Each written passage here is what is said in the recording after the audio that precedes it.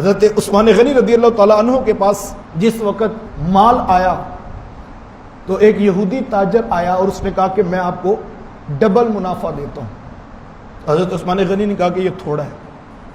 اس نے کہا 3 گنا کر لیں، کہا یہ بھی تھوڑا۔ اس نے کہا کہ عثمان وہ کون سا شخص ہے جو مدینے میں آپ کو اس سے بھی زیادہ منافع دے رہا ہے؟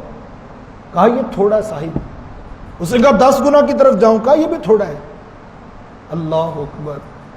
کہا وہ کون ہے جو اس سے بھی زیادہ نفع دیتا ہے؟ کہا وہ میرا رب ہے، وہ جسے چاہتا ہے بغیر حساب کے عطا کرتا ہے۔ اور جو 2.5% دیتے ہوئے پریشان ہو رہا ہے کہ یہ تو کم ہو جانے ہیں، تو اس کو سوچنا چاہیے کہ تو گن گن کے دے رہا ہے، وہ بغیر حساب کے دے رہا ہے، اور جو بغیر حساب کے دے رہا ہے اس کے حکم پر تو جانیں ماری جا سکتی ہیں۔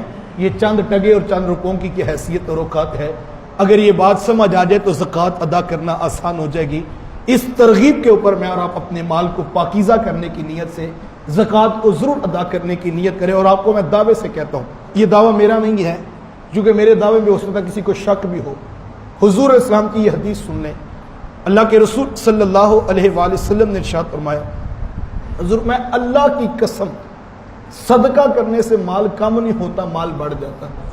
حضور نے اس بات پر قسم اٹھائی ہے۔ بیٹھے کون تھے پاس؟ اصحاب رسول، صحابہ حضور کے پاس بیٹھے تھے۔ بیٹھے وہ ہیں جو پہلے کہتے ہیں حضور ہم آپ پر ایمان لاتے ہیں۔ قسم کن کے سامنے اٹھائی جا رہی ہے؟ جو پہلے ہی عرض کرتے ہیں فداک امی و ابی یا رسول اللہ، یا رسول اللہ میرے ماں باپ آپ کے قدموں پر قربان۔ یہ تو اپنے بیٹھے تھے۔ حضور کی ذات تو اتنی معتبر ہے کہ جو مانتے نہیں تھے وہ بھی کہتے تھے صادق بھی تو ہے، امی بھی تو ہے۔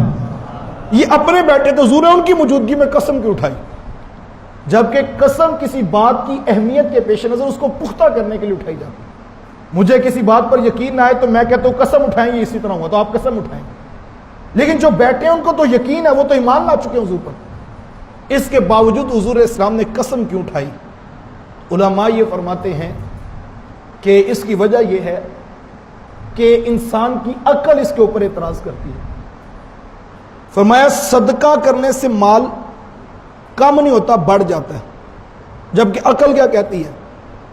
میرے پاس 100 روپے ہے، 10 روپے خرچ کر دوں گا تو پیچھے مال بڑھے گا کہ کم ہوگا؟ عقل یہ کہتی کم ہو جائے گا، 90 رہ جائیں گے۔ کیلکولیٹر بھی یہ بتاتا ہے، اکاؤنٹنٹ بھی یہ بتاتا ہے جناب اتنے خرچ کر دی، پیچھے تھوڑے رہ گئے۔ عقل نے سوال کرنا تھا، حساب و کتاب نے یہ بتانا تھا، تو حضور نے اس لیے قسم اٹھائی کہ میرے امتی عقل کے ترازو پر بات کو نہ تولیں، اپنے نبی پہ یقین رکھیں۔ حضور نے قسم اٹھائی، میں اللہ کی قسم اٹھاتا ہوں صدقہ کرنے سے مال کم نہیں ہوتا، مال بڑھ جاتا ہے۔ تو یہ عقل کا جو سوال ذہن میں قیامت تک آنا تھا اس کا دروازہ بند کر دیا۔ تم یقین رکھنا کہ میں تمہارا مال بڑھا دوں۔